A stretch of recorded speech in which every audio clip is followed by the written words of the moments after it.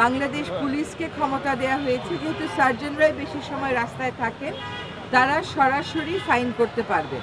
এই শব্দ দূষণ নিয়ন্ত্রণ বিধিমালায় সকল দূষণ থেকে সকল উৎস থেকে শব্দ দূষণ নিয়ন্ত্রণের বিধান রাখা হয়েছে, কিন্তু আমরা কাজটা শুরু করতে চাই হচ্ছে হর্নের দূষণ নিয়ন্ত্রণের মাধ্যমে।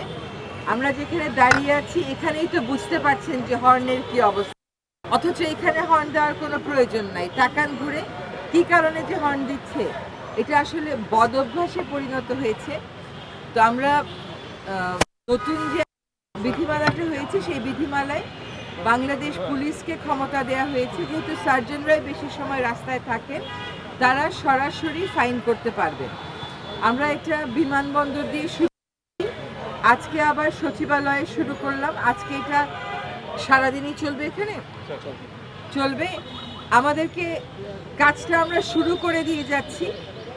হয়তো পুরোদমে পুলিশ নামতে পারবে নির্বাচনের পরে, কিন্তু নতুন একটা বিধিমালা হয়েছে, এর অধীনে শাস্তির বিধান রাখা হয়েছে এবং সেই শাস্তি প্রয়োগ হচ্ছে বাংলাদেশে এই ধারাটা শুরু হোক।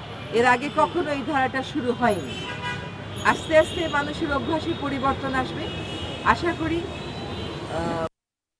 পক্ষ থেকে একটা কর্ম পরিকল্পনা নেওয়া হবে যে ঢাকা মহানগরীর কোন কোন জায়গাকে নীরব এলাকা ঘোষণা করা হয়েছে, সেই প্রত্যেকটা এলাকাতেই ওনারা আগামী 6 মাসে কিভাবে কাজ করবেন তার একটা পরিকল্পনা আমরা থাকতে থাকতেই আমরা চূড়ান্ত করে দিয়ে যাব, যাতে করে নতুন সরকার আসলে যদি পদেও রদবদল হয়, যিনি দায়িত্বে আসবেন তিনি এই কাজটা করতে পারেন।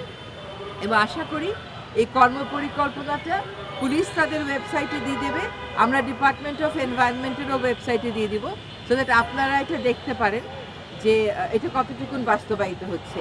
প্রতিটা গাড়ি যেখানে হর্ন দেয় সেখানে এটা একটা কঠিন কাজ হবে, কিন্তু এটা অসম্ভব কাজ না। এরকম কাজ সম্ভব করা হয়েছে নিকট অতীতেই আমাদের পাশের দেশ নেপালে। যারা হর্ন দেয় তাদেরকে আমরা বুঝাবো, একই সাথে তাদের বিরুদ্ধে আইনের প্রয়োগের মাধ্যমে হর্নমুক্ত একটা বাংলাদেশ কোনো একটা সময়ে আমরা নিশ্চয়ই পাবো। সেই আশাবাদ ব্যক্ত করে আপনাদেরকে এখানে আসার জন্য অনেক ধন্যবাদ জানাচ্ছি। প্রশিক্ষণ চালকরা কোনোদিন শুনে নাই যে হর্ন বাজানোটা একটা অপরাধ। বিআরটিএ যে প্রশিক্ষণ দেবে ড্রাইভিং, তার মধ্যে বায়ু দূষণ এবং শব্দ দূষণ থাকবে।